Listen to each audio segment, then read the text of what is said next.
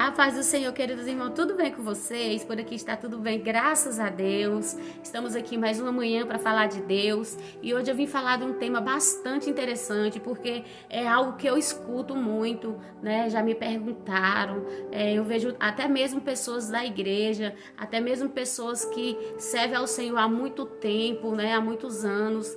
E questionar isso, né? Porque fala assim, lá na Bíblia está escrito em várias passagens e tal, então por que é proibido, por que é pecado?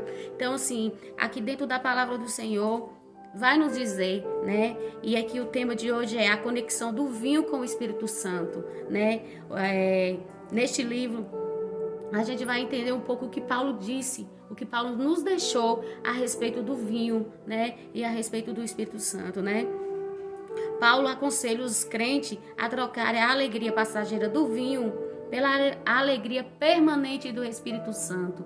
Então, assim, eu vejo alguns crentes, algumas pessoas religiosas, algumas pessoas do meio mesmo evangélicos, achando que a bebida, o vinho não é pecado. Irmãos, a palavra do Senhor, ela é clara. Ela é sim, sim, não, não. Porque, assim, a gente sabemos que desde lá do princípio, desde o começo, que a primeira aparição que fala em relação ao vinho, que foi vergonhoso, aconteceu com Noé. Eu não sei se vocês sabem, mas foi com Noé, né? Noé ali depois que secou, né, as águas, que desceu ali aquelas águas ali, que acabou o dilúvio, né? E aí deu continuidade à vida, né? E ali ele foi o primeiro cultivador de vinho, né? De vinheira. E Noé, ele tomou muito vinho, né? Ele bebeu bastante vinho, a ponto dele passar uma vergonha muito grande. A palavra do Senhor nos fala que ele bebeu vinho, né? E que está lá em Gênesis, né? Que ele bebeu tanto vinho que ele ficou nu, né? Na frente, perante os filhos dele, perante um dos filhos dele. E isso gerou um constrangimento muito grande, que a palavra do Senhor também vai nos dizer que ele amaldiçoou, né, esse filho por conta dessa vergonha, porque naquele tempo, e até hoje, irmãos, naquele tempo era vergonhoso, né, a nudez de um pai para um filho. Hoje que está muito moderno, é mãe banhando com o filho banhando com o pai. Hoje está muito bagunçado. Mas naquele tempo, se algo do tipo acontecesse, nossa, era muito feio, era um pecado muito grande perante os olhos de Deus. E como hoje ainda é, né? E aí a palavra de Deus vai dizer aqui pra gente, né? Paulo fala, né? Que melhor a gente trocar a alegria passageira de um vinho pela presença do Espírito Santo, né? E assim, eu particularmente, por ter bebido muito, por saber o efeito que a bebida causa na gente e todas as consequências que ela traz, né? Eu mesmo, desde quando Jesus me aceitou, eu nunca mais trisquei em nenhum tipo de bebida que contém álcool. Por quê? Porque eu acho assim que quando você nasce de novo em Cristo Jesus, você tem que deixar todas as práticas erradas. Todas as práticas erradas. E não adianta, eu já ouvi de crente mesmo, de pessoas assim, do meio evangélico, dizer que uma taça de vinho não vai fazer mal a ninguém, que é remédio, que é bom para a saúde, que vai deixar a pessoa mais jovem, e etc, etc. Assim, eu não concordo. Respeito quem concorda, quem tem a prática, mas eu acho que a pessoa, quando ela quer mudança, quando ela quer nascer de novo em Cristo Jesus, a partir do momento que ela dá um passo ali na vida dela para Jesus, ela tem que deixar todas as práticas erradas. E uma das práticas mais erradas que eu fazia era beber. Então, para mim, não acho correto eu pegar, tomar uma taça de vinho e achar que não estou pecando. Para mim, eu estaria pecando. Até porque quando eu bebia, eu não me contentava com a taça de vinho, perdão. Eu não me contentava com a taça de vinho somente. Quanto mais eu bebia, eu queria beber. Então, assim, melhor que a gente não beba. Melhor que a gente não tente, porque o diabo, ele é astúcio. Ele pode fazer uma armadilha ali. Você vai pegar uma taça de vinho, né, achando que não está fazendo nada demais, que ali vai ficar só naquilo, e ali ele vai achando brecha. Daqui a pouco você está fora da presença do Senhor, daqui a pouco você está longe da presença do Espírito Santo e daqui a pouco você cai. E para se levantar de novo, irmãos, é muito difícil, né? E a palavra do Senhor nos fala aqui, né? Que Noé, ele foi o primeiro, né, a ser mencionado em relação ao vinho. Ele ficou muito envergonhado, né? porque os filhos viu a nudez dele. Imagina aí, para uma pessoa que, para Deus, ele era a única pessoa naquela época fiel, temente, correto, porque Deus só achou graça nele, tanto que só foi salvo ele e a família dele, mas não foi salvo por conta, a família dele não foi salvo porque todo mundo era perfeito, ele foi salvo porque em Noé achava virtude, em Noé Deus achou virtude, em Noé Deus achou sinceridade, um coração reto, como a palavra do Senhor nos diz, né? Assim como a palavra do Senhor nos diz, né? Quando a gente serve a Jesus, que nós temos capacidade de salvar nós e a nossa casa, como Noé fez com a casa dele. Então, assim, a gente não sabe, mas a Bíblia também não relata muita coisa, mas fala assim, que era uma família comum. Mas Noé, por ele ser bom de coração e reto de coração, ele conseguiu salvar a família dele. Então vamos ser retos de coração, vamos ser bons de coração, vamos servir a Deus de verdade, vamos parar de falar heresias e dizer que isso pode, porque isso aqui não é pecado, está lá na Bíblia. Se fosse pecado, Deus não tinha deixado, não tinha mencionado várias vezes o vinho. Irmãos, as coisas mudaram. O vinho, antigamente, as pessoas usavam de forma com ordem e decência. E eu creio que o vinho que menciona na Bíblia não tinha o potencial e o álcool que tem nos vinhos de hoje. Eu creio que o diabo foi lá e acrescentou mais alguma coisa, porque a gente não vê muita tragédia em relação ao vinho, né? Era uma maneira deles festejar, era uma maneira deles estar alegre. E hoje não. Hoje nós voltando para o mundo de hoje, quando a gente toma uma taça de vinho, um copo de bebida, a gente já se transforma, né? A gente já se transforma numa pessoa totalmente diferente da pessoa que a gente é. E essa pessoa que a gente se transforma, eu posso dizer, misericórdia, viu, dessa pessoa. Ela é terrível. Então, assim, irmão, vamos vigiar, vamos parar de dizer que tudo é normal, que tudo pode. A palavra do Senhor também fala, né?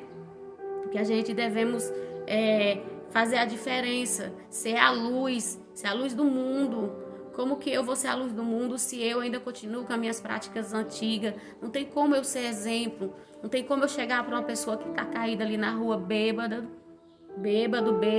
e falar assim, aceita Jesus que ele vai te libertar desse vício. Se na minha casa eu vou ter vinho na geladeira, vou abrir, vou tomar uma taça todos os dias, segundo eu, para a saúde, para o coração, para me ficar mais jovem, como algumas pessoas falam. Então, assim, isso aí está fora de contradição, não existe. Então, o correto mesmo é a gente não tomar, o correto mesmo é a gente dizer não para essas práticas, né? E aqui na palavra do Senhor vai dizer assim, ó, o Espírito Santo é o vinho excelente, ou seja, aquele que se embriaga com o Espírito Santo é feliz, né? Aquele que está cheio do Espírito Santo é feliz, não precisa de mais nada, né? O que adianta a gente estar muito louco, muito doidão com o efeito de uma bebida, que a alegria é passageira, que daqui a pouco vem tudo, né? Vem tudo à tona, você fica com vergonha, você fica imaginando o que você falou, o que você fez, o que fizeram com você,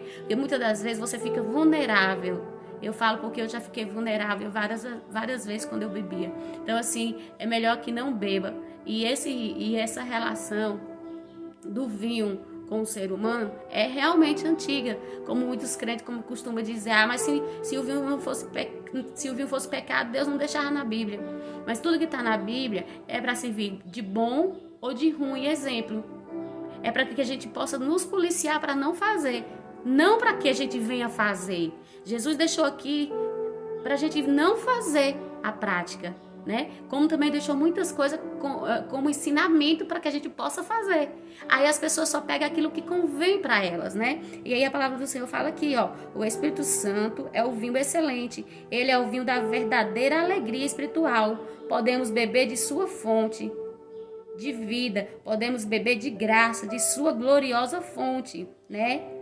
Que está lá em Apocalipse 22, 17. O Espírito Santo é a nossa fonte inesgotável de alegria, que está lá em Atos 13, 52. Ou seja, é inesgotável a alegria que o Espírito Santo nos dá. Aquele que está com o Espírito Santo tem uma alegria que não vai acabar. Que não é como um vinho que você bebe agora, dorme e acorda amanhã triste. A alegria do Espírito Santo, ela é permanente, ela dura para sempre. Então vamos nos encher do Espírito Santo, irmãos. Vamos parar de ouvir coisas que não existem. Vamos parar de falar heresia. Vamos viver o verdadeiro evangelho. Vamos pregar a palavra. Outro dia eu estava num restaurante com meu esposo. A gente foi almoçar. E eu fiz uma brincadeira, que depois até meu esposo me repreendeu. Mas era apenas uma brincadeira, porque eu sou muito brincalhona e eu brinquei. E a moça virou pra mim bem assim. Aí eu falei, moça, aí ela falou assim, é pra trazer uma cerveja? Que cerveja que é pra trazer? Aí eu falei, não, a gente não bebe, a gente somos evangélicos. Ela, aqui vem muitos evangélicos e bebe. Eu falei, filha, então eles não são evangélicos. Sinto muito em te dizer, eles não são evangélicos. Aí ela falou assim, é sim, porque Jesus, a gente vai ser salvo, é pela fé, né? É pela fé. Ou seja, tem muitos crentes, falsos profetas, pessoas dentro da casa do Senhor, vivendo de forma errada e ainda acaba contaminando o ouvido de quem está lá de fora, de quem precisa ouvir a verdadeira palavra, de quem precisa ouvir o verdadeiro evangelho. Aí essa moça, ela não é conhecedora da palavra, ela não é evangélica, é do mundão mesmo. O que acontece? Ela vê você sentado lá, né? Sabe que você está lá, você está vestido adequadamente como evangélico, como os religiosos costumam dizer, né? Adequadamente como crente. Aí coloca a Bíblia debaixo do braço e chega lá e você diz para ela, não é pecado não, pode trazer uma cerveja. Aí que exemplo você está dando para essa mulher, ela mudar a conduta dela, mudar o estilo de vida dela, procurar os caminhos do Senhor, né? E ter salvação. Porque ela me respondeu que um dos que bebe lá falou para ela que ela vai ser salva pela fé. Sim, irmãos, a gente vai ser salvo pela graça, pela fé.